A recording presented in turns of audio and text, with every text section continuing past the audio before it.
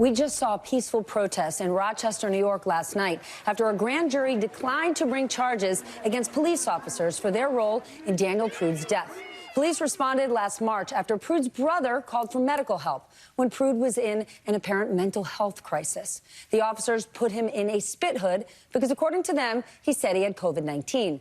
Daniel Prude died a week later. An autopsy released by the family found that the death was caused from complications of asphyxia, with the drug PCP as a contributing factor. His death led to weeks of protests against police brutality, and today's news comes as other states are cracking down on demonstrations. Later today, an Alabama lawmaker will introduce a bill to punish protesters that are deemed rioters with very harsh penalties, like being barred from public office. It is one of many anti-protest bills we are seeing after last year's racial justice movement. Supporters say it will prevent violence, but civil rights groups say it could chill free speech and target people of color. Let's go right to NBC's Chris Jansing in South Montgomery. Chris, you spoke to the lawmaker who's introducing this bill in Alabama today. Why is he doing this? Yeah, Alan Treadaway says he knew this was going to be controversial, but he spent 31 years in law enforcement, and after watching the protests following the death of George Floyd, he said he determined that the laws in place were not sufficient and that there were a lot of people coming from the outside trying to hijack a cause. He doesn't call them protesters, he calls them rioters. But the people on the other side say, listen, this is going to suppress free speech, it's going to stop due process. Take a look at the provisions in this bill, including if you get arrested during a protest, you can be held for 24 hours without bail. And if you block an interstate, it will be considered a felony. Take a listen to the arguments from both sides. If you take a brick and you throw it through a window and loot a store, or you take that brick and you bash a head in of a police officer, I want mandatory minimum sentencing to serve. We see what the destruction is left behind when you don't have law and order. This is a law and order bill. We've heard the words law and order in other contexts where it has directly affected our families, and it has not been what he says it is. It is going to give police more reason to cause brutalities on black people, indigenous people, and other communities of color. Yeah, opponents say that there is a consistent miscasting of protesters as agitators.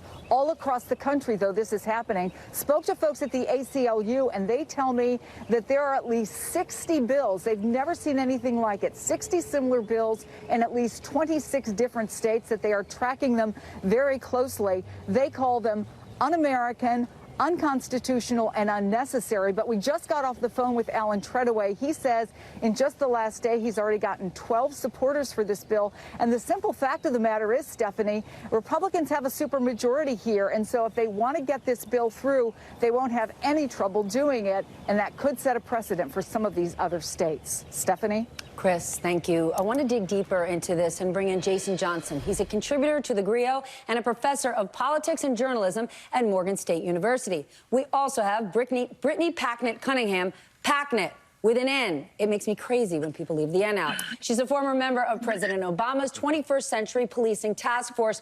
Brittany, to you first. If anti-protest bills like this get passed, what does that mean to peaceful protesters? Well, what we have to remember is that 93% of the protests from this past summer were deemed peaceful and without incident. And much of the 7% were actually caused by white supremacists and people who were using the cover of these nonviolent protests in order to cause chaos and damage and have black protesters across the country cast exactly as we are. So what this will mean is a doubling down on the punishment of audacious black people, audacious indigenous people, and folks who stand up for right across the country. This says far more about what the Alabama GOP and what I would say, frankly, is the national GOP and their opinion and perceived criminality of black people than it actually says about the movement. And here's what's more important about that bill. They're not just talking about punishing people of color most often who are protesting. They're also talking about making it illegal illegal to actually change the systems that are causing the harm in the first place. Why are people protesting? Because the police keep killing people. And what is proposed in this bill is that any government entity in Alabama that defunds a local law enforcement agency will lose eligibility for grants, revenue, and more. Look, we know in the state of Alabama that they will arrest and charge and convict people who not only protest for their rights, but who are assaulted by police, just like Shakisha Clemens was in a Saraland, Alabama Waffle House just a few years ago. So this law is unfortunately par for the course with Alabama, but we have to be very clear that this is an insidious attempt to punish Black people to live freely and to make it illegal to change the institutions that continue to kill us. Jason, is this a double-edged sword? Because we need actual rioters to be held accountable. When we think about the insurrectionists who stormed the Capitol on January 6th, and we watch them get to go home on bail, go on vacation to Mexico, and we're furious about it, the argument we keep hearing is, well, we don't have domestic terror laws in place in the U.S. If we did, would that not excessively harm peaceful protesters that want racial justice? Right, Stephanie, because comparing what happened on January 6th to what happened last summer is completely conflating the issue. What happened last summer is mostly peaceful protesters who were attacked by police officers. What's really problematic about this law is not just the things that Brittany mentioned, but at the core of it, who on earth determines when something moves from a peaceful protest to a riot? If I go to a protest and someone downtown throws a rock into a window, these kinds of laws mean that you can just grab everybody in the paddy wagon and throw them in jail. And that's the issue we're seeing here. What they want to do is come up with an excuse to just throw Black people and protesters in jail. And these arguments that we're trying to stop outside agitators, they were saying the same thing about Martin Luther King and the SCLC and SNCC 60 or 70 years ago. It's just an attempt to stop these attacks. Now, for domestic terror, I got to say, we have laws on the books. I've said from the very beginning, if you were in the Capitol building on January 6th, all we got to do is track your cell phone. You're trespassing on federal property. They could have snatched all of those people. The only reason they're not getting arrested and prosecuted is because of larger problems we have in our criminal justice system. I want to remind our viewers of what happened when police in Colorado stopped Elijah McClain over a year ago. Watch this. Stop. I have a right to stop you because you're being suspicious. Well, okay. Turn around. No, Turn around. I see your hands, bro. Turn around. Stop. Stop tensing up, dude. No, let go of me. Stop tensing up. No, I am an introvert. Please respect the boundaries that I am speaking. That's what I was doing. I was just going home.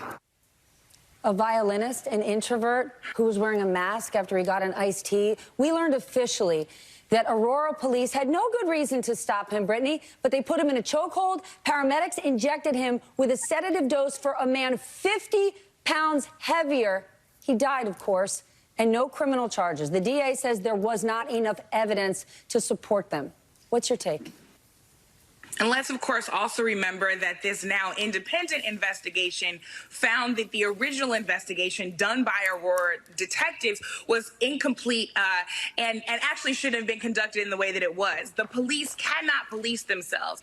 But, you know, honestly, Stephanie, the specifics of this case or Daniel Prude's case or any case isn't actually the point.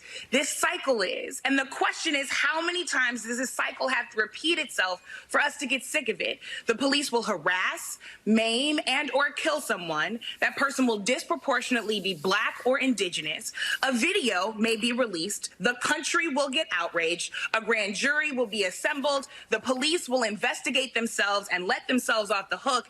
And that grand jury will most often not return an indictment. If they do, they will not return a conviction because less than 1% of the people, of the police who kill Black people are actually convicted of that crime. The city will then get sued and the families will rightfully often win a cash award, but the police don't pay that cash award. The taxpayers who are already suffering under over-policing are the ones who pay that bill. And then there's more outrage until the country decides to move on. And then there's another name, another hashtag, another video, and the cycle continues. Frankly, Stephanie, it is insulting to keep doing the same thing and expecting a different result, especially when we become obsessed with accountability and we don't even talk about prevention. Right. This is not working. The only way to actually change this is to fully transform a system that continues to kill us. Anything less is unconscionable. Yeah. Jason, I was going to give you final thought, but Brittany just dropped the mic, so we're going to have to leave it there. It's too bad, because I really want to know why the wine bottle behind you has Snoop Dogg's face on it. Didn't know he was a wine guy. Jason, Brittany, thank you so much. That wraps up this hour. I am Stephanie Rule.